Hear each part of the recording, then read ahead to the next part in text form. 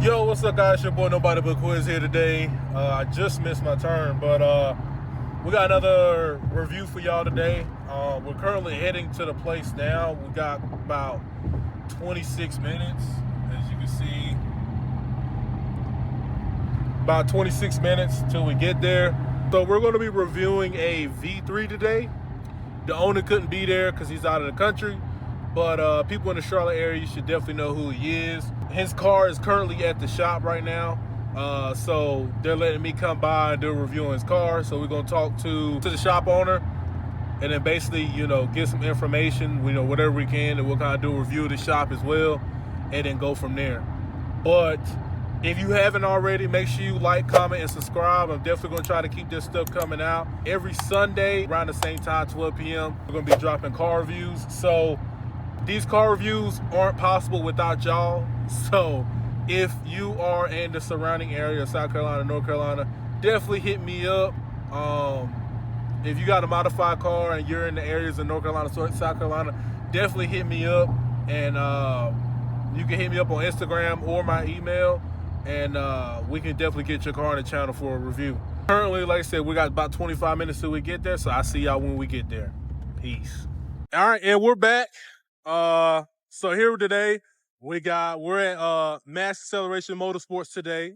We got G, the general manager of Max Acceleration, and behind him, we got the V3. Now, some of you guys may know who V3 this is. This is Toro 704. This is his V3. A lot of y'all know him because of the infamous 1320. What is going on, YouTube? I am back with another video, and of course, man, I am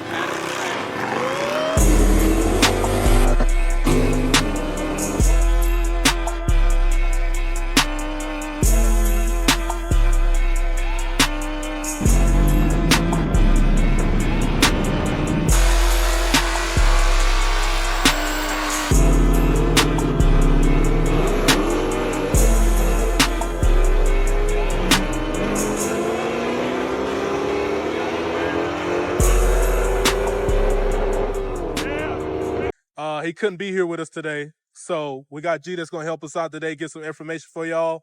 So, like I said, this is his V3, and G. So, what's done to his V3? What's all done to it? It's pretty basic package. Has a calm ported blower, 103 millimeter throttle body, cooks long tube headers, um, expansion tank for coolant, and a tune. That's it for right now. So when it comes to the miles, it's very, very simple. So would we say, I would say this is like the perfect starter, would we say? Yeah, it's perfect starter.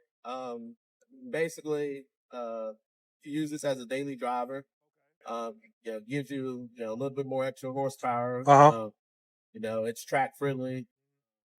It's one of those things where you don't have to really break the bank to have some fun. Okay.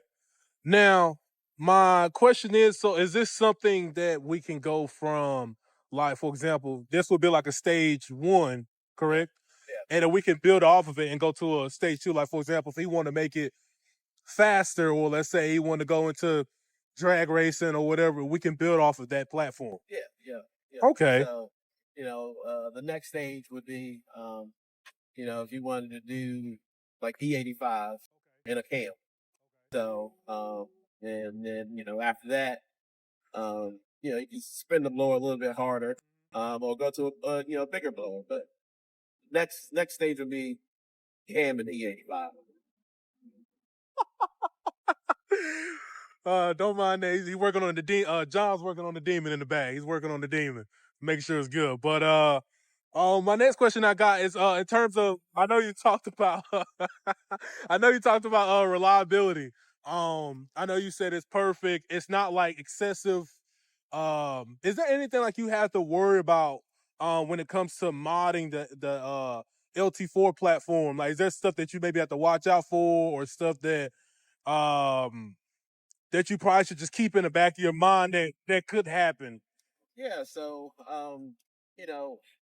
with any car, I mean, obviously there's going to be like little things you want to watch out for.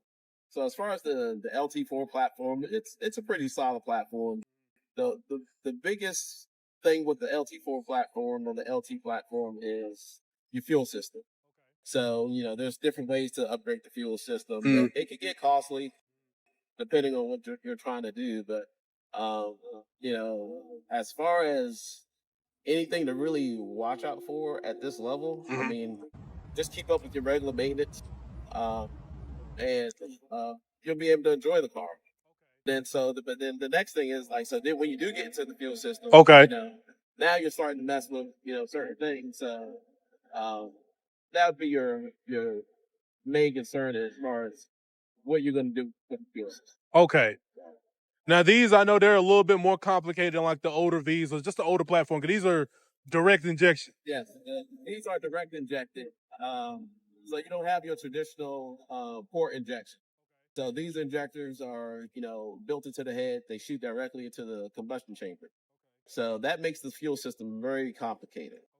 So, and very expensive to upgrade. So what people will do is they'll do like an auxiliary, system to supplement any extra fuel. So now when you're, getting to 85 or you want to, make 800, whatever, now you need something to supplement the factory fuel system. You can upgrade the factory fuel system, but then that's where it gets expensive. Okay. So the question for how the car sits, right? What do, like, say, let's say somebody wanted to come here and do the exact same build, price wise, like ballpark, what are they typically for something like this similar setup where it's not like I said, they don't want to go overkill, but they just want a little bit of power, just a little bit more oomph out of the car, Gotcha. I mean, I'd say probably you're looking 8 to 10 grand. 8 to 10 grand, which that's not even bad. Actually, I thought it would have cost more than that, to be honest. Because I know like I said, I just know the LT4s, that platform is more expensive, because it's harder to work on, and you just got a lot of more, stuff to do. Yeah. So I thought it'd been more expensive than that. But for 8 to 10 grand, I mean, you can't really beat that. And power wise, that's what maybe.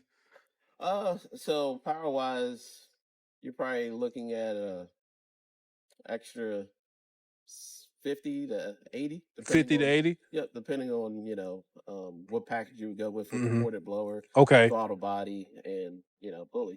Okay. So, Like I said, that's not bad at all. Like I said, you can definitely get some work out of it. And like I said, it's always room to grow. Like I said, I think it's best to start off small. Don't go overkill like I did. Don't go straight into it. Start off small, then work your way up.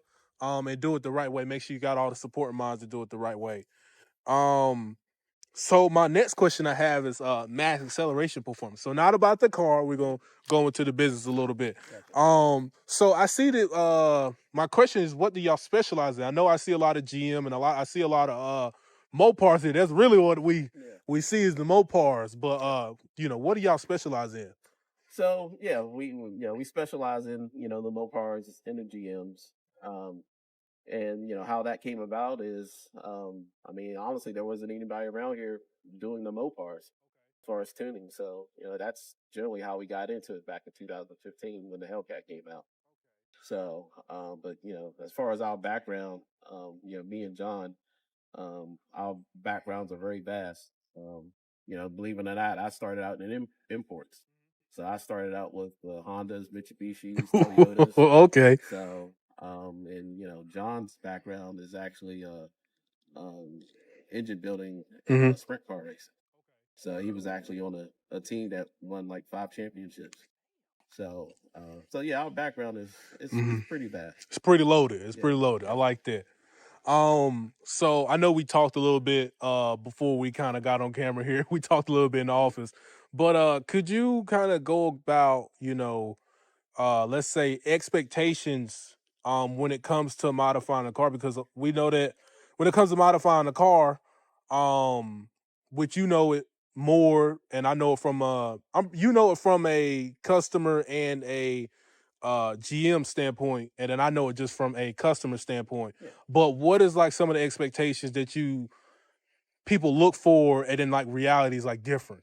Yeah, I mean, coming into this industry, as a customer, you know, there's a lot of things out there, especially the social media.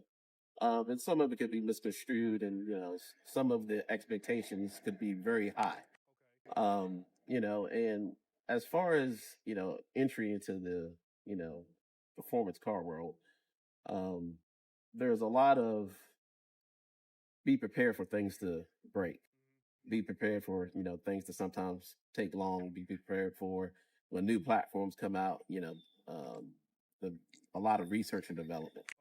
So, you know, there's a lot of, you know, so and so's making, you know, 1,000 wheel horsepower and, um, you know, I'm making 990, but my car's like way slower than theirs, Mhm. you know. So, you know, you're going to get that. But, you know, one of the biggest things is find out more about that build and, you know, just what's been talked on about Mhm. social media. You know, we have you know, a lot of customers that, you know, do all types of racing. And you know they can take one of our packages and make it look like one of the best packages Mhm. you know in the world. But what they don't understand is that person is constantly practicing. For instance, Toro really did a lot of practicing with drag racing. What we did to his car, you know, his first car, that was it was a simple package, but a lot of that was Toro's job. Mhm. So we have a lot of you know customers who are really really good at driving. So, but you know, as far as you know, what to expect, what to look out for, you know, a lot of these cars, especially you know, new or you know, old or whatever. One of the reasons that manufacturers give a warranty is because these are mass-produced cars. So it's like the manufacturers know that at any point with the mass-produced car, something you know could go wrong. So you know, they give you you know a warranty, 3-year warranty, you know, 36,000 miles. Mhm. So, but within that or whatever, a lot of people's expectation is for a lot of these smaller shops to do the exact same thing when you know they come and get a car modded. But you also, like I said, you're dealing with a mass-produced car, so it's, you know, it's sometimes you know you're working on a car and anything can happen that's not even related to what was done to the car. So you know that's one thing to look out for is you know you're driving a vehicle that is quote unquote not made for modifications. The Okay. manufacturer doesn't want you to modify it. So, because they know what could go wrong. And Mhm. then, you know, when you do modify it, you can't take it back to the dealer You and can't. then have them fix it. Mhm. So, so I always tell people if you want to get into this industry, so let's say you get a quote for, you know, 10 grand and you don't want to have 10 grand ready. You want to have 20 grand ready. So not that you That's a know, good point. I like that. not that you're going to spend more, but it's always a safeguard if something does happen with the car. Yes. So you know, you could have a fuel pump go out. Mhm. Did the fuel pump go out because the shop, you know, messed with the fuel system? Did the fuel pump go out because it's a manufacturer issue? So there's a lot of things this, you know, so you know, as far as if anything coming to the industry, do your research, be prepared to spend twice more than what you want to really spend. Okay. So, I really like that. I appreciate you dropping them gems on us because definitely, like I said, here at the channel, like I said, we want to give insight to people so that they feel more comfortable when it comes to modifying cars because, you know, sometimes there's bad rep out there just for no reason. And so, like I said, we just want to spread that goodness and definitely give people a lot of information so when they go into modifying cars, they definitely can know what to look for, what to expect, and things of that nature. So what we're going to do is we're going to get ready to go for a ride along in the V, and we're going to experience the beast. And then we'll come back and get with y'all afterwards. So this is G, and like I said, we'll see you during the ride along. Also, guys, this is we're going for the ride along as you can see. Well, we're just chatting it up.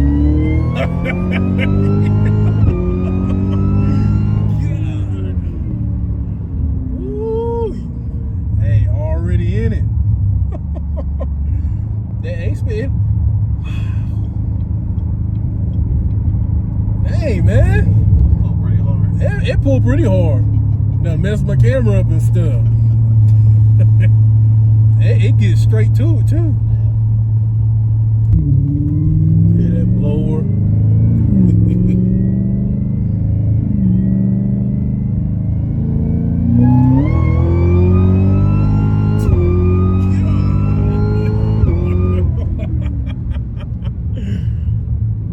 Man, you gotta love it. All right, guys, we're back. We're back from the ride along.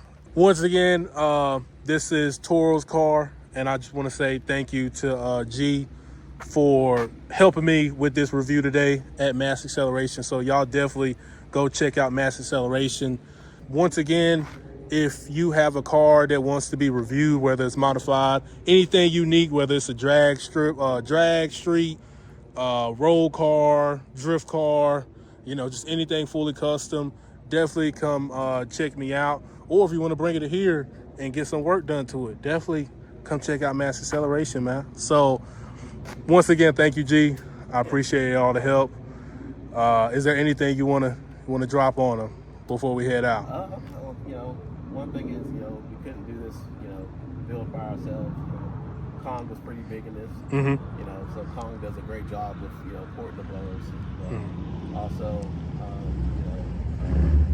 you know, RotoFab, Grip Tech, Cook Headers. You know, we work a lot with all those guys, and you know, they're the ones that help make this project come together. Hey, I love that. I love that. So yeah. So like I said, big shout out to all those companies. Like I said, they definitely doing their work and getting the work in.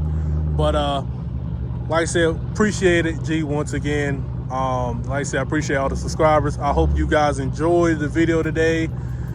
And we'll catch you on the next one. Peace.